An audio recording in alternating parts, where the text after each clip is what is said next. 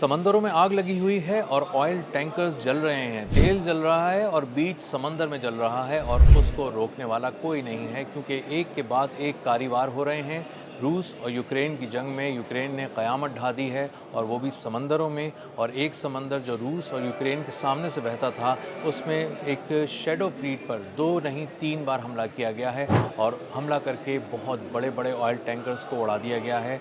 एक बहुत ही गहरा ज़ख्म है जो रूस को पहुंचाया गया है। मेरा नाम अज़हर अली ख़ान है और आप देख रहे हैं आज की बात। यूक्रेन ने एक बहुत ही बड़ा और मैसिव अटैक किया है, और इस बार किया है अज़ोव के समंदर में, सी ऑफ अज़ोव में। और ये वो समंदर है जो रूस और यूक्रेन के दरमियान बहता है, और यहाँ पर शैडो फ्लीट के ज़रिए टैंकर्स जा रहे थे, ऑयल टैंकर्स, जिसमें रशिया ने अपना तेल लादा हुआ था। और इस तेल से लदे टैंकर्स को यूक्रेन के ड्रोन से निशाना बनाया, और इतनी बड़े पैमाने पर निशाना बनाया कि इसको इस जंग में मैरीटाइम के जो हालात हैं उसमें सबसे बड़ा हमला करार दिया जा रहा है यूक्रेन की जानिब से। और इसमें 21 जो जहाज़ हैं उनको तबाह किया गया है। जब 21 ऑयल टैंकर्स को तबाह किया गया है, जिसमें ड्राई कार्गो भी था और बेशतर जो थे वो ऑयल से लदे हुए थे, तो रूस को एक बहुत ही गहरा ज़ख्म इससे पहुंचा है। और ये ज़ख्म उन्हीं ज़ख्मों की एक कड़ी है जो ज़ेलेनिस्की ने अपनी फ़ौज को कहा है, यूक्रेन के सदर ने, और कहा है कि वॉर मशीन को बंद करना है हमें रशिया की। और रशिया की वॉर मशीन का जो ईंधन है वो ऑयल रिफाइनरीज़, ऑयल फैसिलिटीज़ और ऑयल सप्लाईज़ और ऑयल एक्सपोर्ट्स हैं, और हमें इन्हीं को निशाना बनाना है। और पूरी फ़ौज की तवज्जो इस वक्त अस्करी जो मफादात हैं उनको निशाना बनाने से ज़्यादा तिजारती मफादात को और ऑयल नर्व पे निशाना लगाने पे है। और रूस की बहुत सारी ऑयल फैसिलिटीज़ और ऑयल रिफाइनरीज़ को निशाना बनाया जा रहा है। और किस लेवल का निशाना बनाया जा रहा है इसका मैं आपको बताता हूँ कि कुछ ऑयल रिफाइनरीज़ इस तरह तबाह की गई हैं जो साइबेरिया के करीब वाक़ थीं, यानी रूस के दूसरे कोने की तरफ थीं, और वहाँ पर हमला किया गया। 2500 किलोमीटर इनसाइड रशिया एक हमला किया गया। रूस के अंदर जाकर 2500 किलोमीटर अंदर जाकर जब लॉन्ग रेंज ड्रोन से निशाना बनाया गया, ठीक ठीक कोऑर्डिनेट्स पे निशाना बनाया गया, तो इतनी बड़ी ऑयल जो रिफाइनरी है उसको तबाह कर दिया गया।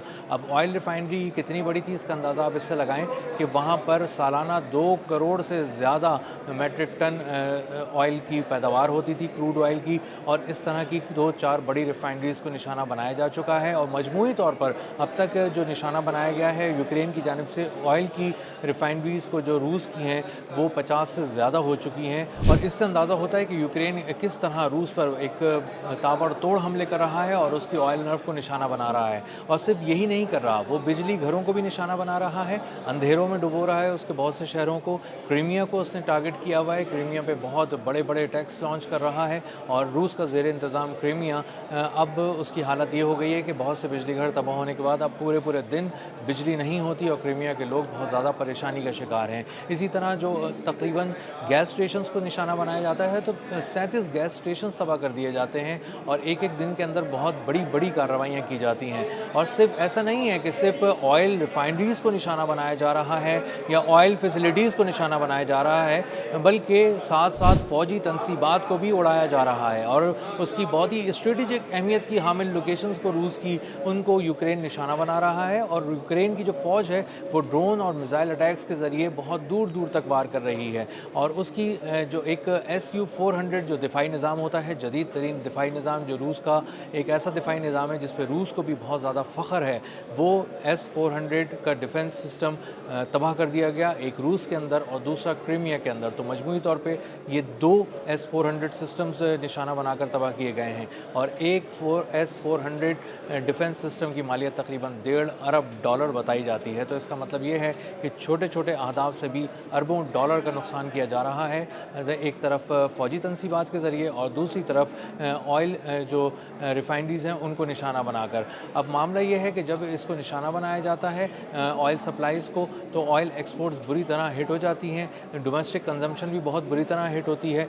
और रशिया के अंदर इस वक्त सूरत हाल ये है कि पेट्रोल और दीगर पेट्रोलियम प्रोडक्ट्स की क़िल्लत इस कदर ज़्यादा हो गई है कि फ्यूल पम्प्स पे कई कई किलोमीटर किलोमीटर तवील कतारें लगी हुई हैं और लोग चाहते हैं कि किसी तरह उन्हें थोड़ा-सा ईंधन मिल जाए ताकि उनकी गाड़ियाँ और ट्रैफ़िक रवां-दवां रह सके, लेकिन उसको उनके लिए बहुत ज़्यादा कोशिश करनी पड़ रही है। इसी तरह यूक्रेन इस कदर प्रिसाइज़ हमले कर रहा है जिसका अंदाज़ा आप इससे लगाएँ कि कुछ फ़ैसिलिटीज़ ऐसी तबाह की गई हैं जो सिर्फ़ एविएशन इंडस्ट्री को फ्यूल सप्लाई करती थीं और जेट फ्यूल सप्लाई किया जाता था। इसका मतलब ये है कि कमर्शियल और बहुत सारी परवाज़ों को लगाम डाल दी गई है यूक्रेन की जानिब से और उनको एक बहुत ही कारी ज़रब लगाई गई है उसके एविएशन निज़ाम पे, ताकि उसके जो फ़्लाइट शेड्यूल है वो बहुत बुरी तरह मुतासर हो जाए और बहुत सारे तैयारों को ईंधन ही ना मिल सके और वो उड़ान ना भर सकें। इसी तरह जो रूस का एक बहुत ही अहम रडार है जो बहुत दूर तक देखता है और स्टेल्थ टेक्नोलॉजी के हामिल ऑब्जेक्ट्स को आते हुए तकरीबन 600 किलोमीटर दूर से ही देख लेता है, इस रडार का नाम है नेबो यू।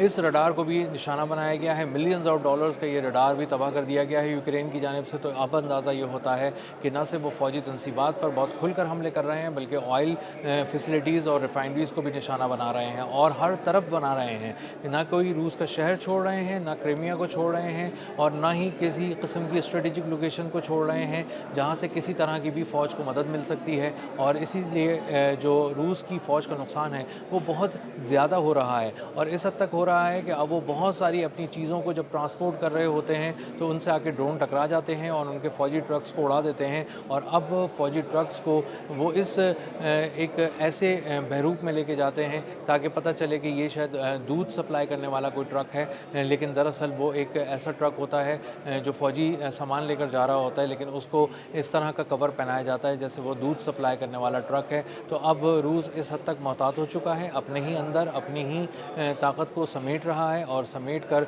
बहुत सारे हमलों को होने से बचा रहा है। और Su-35 जो एक तैयारा था उसको भी एयर डिफेंस सिस्टम्स ने यूक्रेन के बहुत ही कामयाबी से निशाना बनाकर तबाह कर दिया।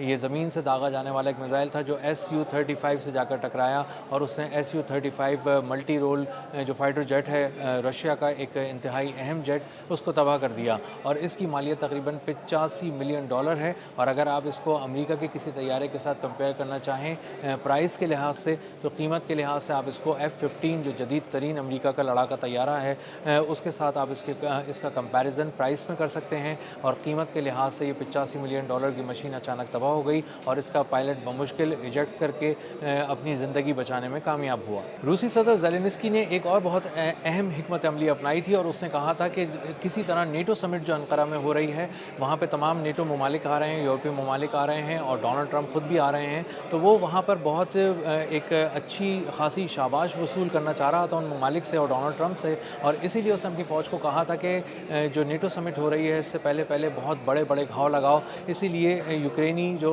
फ़ौज है उसने ऑयल टैंकर्स को भी तबाह किया, ऑयल रिफाइनरीज़ को भी तबाह किया, 2500 किलोमीटर दूर अंदर रूस के अंदर जाकर कार्रवाइयाँ की और उसकी फ़ौजी तनसीबात को, उसके लड़ाका तैयारों को, उसके जदीद तरीन दिफाई निज़ाम को तबाह किया। और यही वजह है कि आज जब डोनाल्ड ट्रंप के सामने ज़ेलेंस्की ने अंकारा में उनके सामने बैठकर मुलाकात की तो डोनाल्ड ट्रंप ने उनकी कारकर्दगी को सराहा और कहा कि आप खासा अहम किरदार अदा कर रहे हैं। और साथ साथ यूक्रेन को ये भी कहा कि अब आपको पैट्रियट मिसाइल जो हैं वो बनाने की इजाज़त दे दी जाएगी और आप ये मैन्युफैक्चर कर सकेंगे यूक्रेन के अंदर। तो ये एक बहुत बड़ी डेवलपमेंट है, रूस के लिए बहुत ज़्यादा परेशानी है, यूक्रेन के लिए बहुत अच्छा वक्त है। यूक्रेन बहुत सारे नुकसानात उठा रहा है, ऐसा नहीं है कि रूस उस पर हमले नहीं कर रहा और बहुत कारी हमले नहीं कर रहा, लेकिन यूक्रेन इसको बहुत ही बेहतरीन अंदाज में खेल रहा है और वो हर तरफ हमले कर कर न सिर्फ तेल की तनसीबात तबाह कर रहा है, उसकी पैसे बनाने वाली मशीन तबाह कर रहा है रूस की, बल्कि उनकी फ़ौज को भी उसी तरह बराबर के